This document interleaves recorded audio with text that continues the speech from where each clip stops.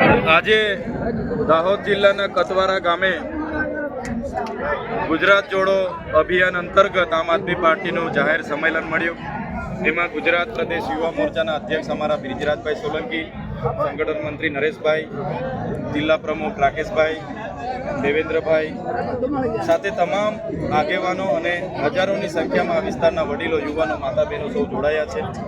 સાથે સાથે બધા જ લોકોએ બધે જે પ્રકારે નિવેદનો અહીંયાથી માર્ગદર્શન પૂરું પાડ્યું છે, તો 30 વર્ષના ભારતીય જનતા પાર્ટીના શાસનમાં આ વિસ્તારમાં આદિવાસીઓનો વિકાસ થવો જોઈએ. આ વિસ્તારમાં ઘણી વખતે મંત્રી તંત્રી રહી ચૂકેલા એમના સાંસદો, ધારાસભ્ય પણ છે. છતાં આ જિલ્લો આખા દેશમાં અતિ પછાત જિલ્લામાં દાહોદ જિલ્લાની ગણના થાય છે. એની પાછળ જો સૌથી વધારે કોઈ જવાબદાર હોય તો આ વિસ્તારના સાંસદો અને ધારાસભ્ય છે અને ભારતીય જનતા પાર્ટીની સરકાર છે. આ વિસ્તારમાં શાળાઓમાં શિક્ષકો નથી, શાળાઓના ઓરડાઓ નથી, પીવાના પાણીના નળ સે જળમાં કૌભાંડો થયા છે, મનરેગામાં કૌભાંડો થયા છે, 73 એની જમીનો બારોબાર વેચી દેવામાં આવે છે, ટ્રાઇબલ સપ્લાયની તમામ યોજનાઓની બારોબાર એજન્સીઓ આયોજન કરે છે અને કરોડો રૂપિયાના કૌભાંડો થયા છે. ત્યારે આમ આદમી પાર્ટીનું કામ આ વિસ્તારની જનતાને આવનારા દિવસોમાં ન્યાય આપવાનું કામ છે. જે પણ ભ્રષ્ટાચારો થયા છે અને જે પણ લોકોને ની જમીનો બહારના 73 એની બીજા લોકોને પધરાવી દેવામાં આવી છે અને એ દિશામાં આવનારા દિવસોમાં અમારી ટીમ ઉતરશે, તપાસ કરશે અને એમને ન્યાય મળે એ કામ કરશે. સાથે સાથે આ વિસ્તારના લોકો ખેડૂતો પણ છે, પશુપાલકો પણ છે. એમને ખેતીના જ્યારે કાચા માલ પાકે છે ત્યારે સરકાર MSPના ભાવે એ માલની ખરીદી કરે અને કડદા પ્રથા રદ કરે, એ અમારી માગણી છે. અને જે પણ મનરેગાની યોજનામાં 100 દિવસની રોજગારી આપવાની જોગવાઈ છે, આ વિસ્તારમાં દરેક વ્યક્તિની ડિમાન્ડ છે કે રોજગારી સ્થાનિક મળે. ત્યારે બિનકુશળ શ્રમિકોને પોતાના ગામમાં મનરેગાની અંતર્ગત રોજગારી મળે, એ પણ અમારી માગણી છે. અને સાથે સાથે આ વિસ્તારમાં લોકો હવે પરિવર્તન ઈચ્છી રહ્યા છે. આવનારા દિવસોમાં તાલુકા, જિલ્લા પંચાયતોની ચૂંટણી આવી રહી છે, ત્યારે આજે અમારી સાથે કોંગ્રેસમાંથી જયેશભાઈ સંઘાડા, BTPમાંથી દેવેન્દ્રભાઈ મેળા અને કોંગ્રેસના બીજા પણ ઘણા આગેવાનો જોડાયા છે. સાથે સાથે ભાજપના પૂર્વ સરપંચશ્રીઓ, પૂર્વ તાલુકા પંચાયતના સભ્યશ્રીઓ અને કેટલાક હોદ્દેદારો પણ અમારી સાથે જોડાયા છે.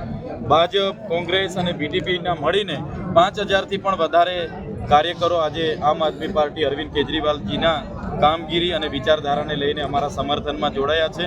અને આવનારા દિવસોમાં આ વિસ્તારને સારી દિશા મળે, સારું શાસન મળે અને લોકોની સુખાકારીના કામો થાય, એ તરફ અમે આગળ વધી રહ્યા છીએ.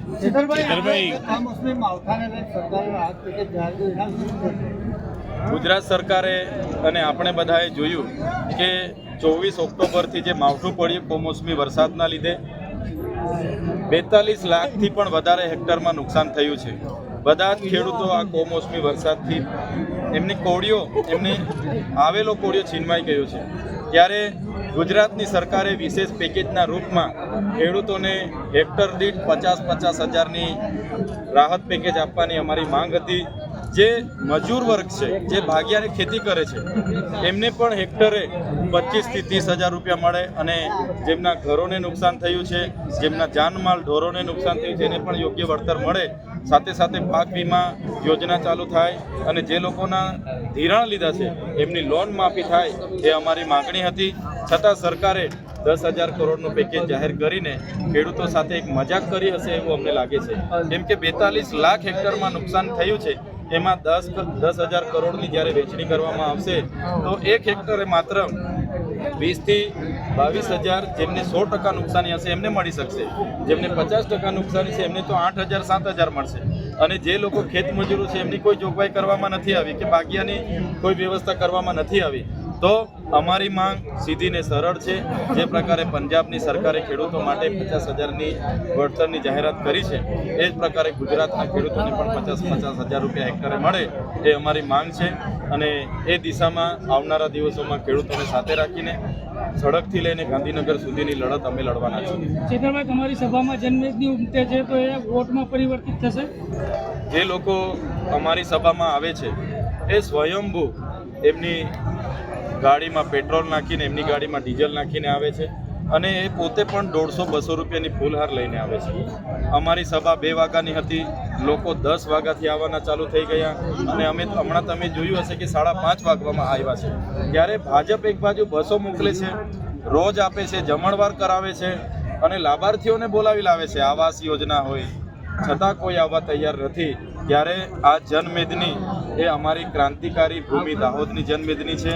એ ક્યારે ભાજપમાં જવાની નથી. આ વિસ્તારમાં આવનારા દિવસોમાં પરિવર્તન લાવવા માટે આ લોકોએ નેમ બનાવી લીધી છે અને અમે બધા સાથે મળીને આવનારી તાલુકા જિલ્લા પંચાયતમાં ભાજપના તમામ તાલુકા પંચાયત અને દાહોદ જિલ્લા પંચાયતમાં સુપડા સાફ કરી દેવાના છે. આવનારી 15 તારીખે વડાપ્રધાન આવે છે, તેમના હસ્તે તમે ભાજપમાં જોડાવાના છો તો એવી અફવાઓ પણ ચાલી રહી છે. તમે આજે જોયું હશે, મારી આગેવાનીમાં આમ આદમી પાર્ટીની વિચારધારા સાથે 5000 ભાજપ, કોંગ્રેસ અને બીટીપીના કાર્યકરો જોડાયા છે. અગાઉના દિવસોમાં પણ મારી આગેવાનીમાં 22000થી પણ વધારે લોકો આમ આદમી પાર્ટીમાં જોડાયા છે.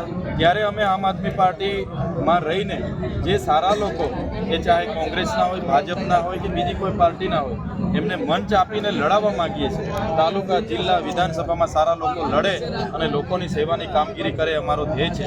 ત્યારે ચૈતર વસાવા ભાજપમાં જાય છે, ભાજપમાં જાય છે એમ કરીને ભાજપના નેતાઓ જ અફવાઓ ફેલાવે છે અને ભાજપના નેતાઓ જ લોકોને ગેરમાર્ગે દોરે છે.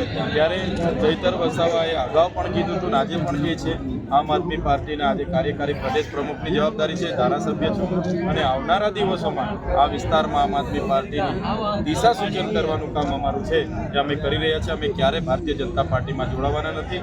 અમારા સાંસદ 35 વર્ષથી ભારતીય જનતા પાર્ટીમાં છે, 60 ટર્મથી સાંસદ છે, મંત્રી હતા ગુજરાતમાં, કેન્દ્રમાં મંત્રી હતા. એમના ગામનો રસ્તો પણ એમના સરકારમાં બન્યો નથી. તો અમારે ભાજપમાં જવીને શું કામ છે? અમારા લોકોનો અવાજ કોણ બનશે? એટલે અમે તો સ્વતંત્ર હવાલો લઈને ફરીએ છીએ. અમે સ્વતંત્ર લોકો છે અને લોકોનો અવાજ બનીએ છીએ. ત્યારે અમે લોકોનો અવાજ બનતા રહીશું. અમે ક્યારે ભારતીય જનતા પાર્ટીમાં જોડાવાના નથી. સાંસદ જસુ રાઠવાએ તમારા ઉપર આરોપ મેલ્યો છે કે ચૈતર વસાવાએ એવા કયા તીર માર્યા છે કે તેમને મસીહા માનવામાં આવે છે? ચૈતર વસાવા ક્યારે પણ સ્ટેજ પરથી એવું નથી કહેતા કે મારે મસીહા બસીહા ક્યારે કોઈને બનવું નથી. બસ મારે તો આટલી નાની ઉંમરમાં અમારા લોકોએ આટલો બધો પ્રેમ આપ્યો, મને લાગણીસભર મારો કાર્યક્રમ થાય છે, પોતાના ખર્ચે મને બોલાવે છે, મારું ફૂલહારથી સ્વાગત કરે છે, સન્માન કરે છે. એ જ મારા માટે બહુ મોટી વાત છે.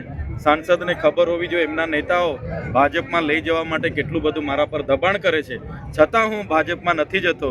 અને એમણે તો એટલે સુધી અમને ઓફરો કરી કે ભાઈ મંત્રી બનાવીશું, મંત્રી બની જઈશું, બંગલાઓ થઈ જશે, પૈસાઓ થઈ જશે, ગાડી ઘોડા થઈ જશે, પણ અમારા સમાજનો અવાજ કોણ બનશે? એટલે અમે અમારા સમાજ સાથે છે અને અમે ક્યારે ભાજપમાં જોડાવાના નથી કે અમે કોઈ એવું મસીહા બનવા માટે અમે કંઈ નીકળ્યા નથી. અમે તો અમારા લોકોના કામ કરવા માટે નીકળ્યા છે. Thank you. માહિતી આપજો હવે.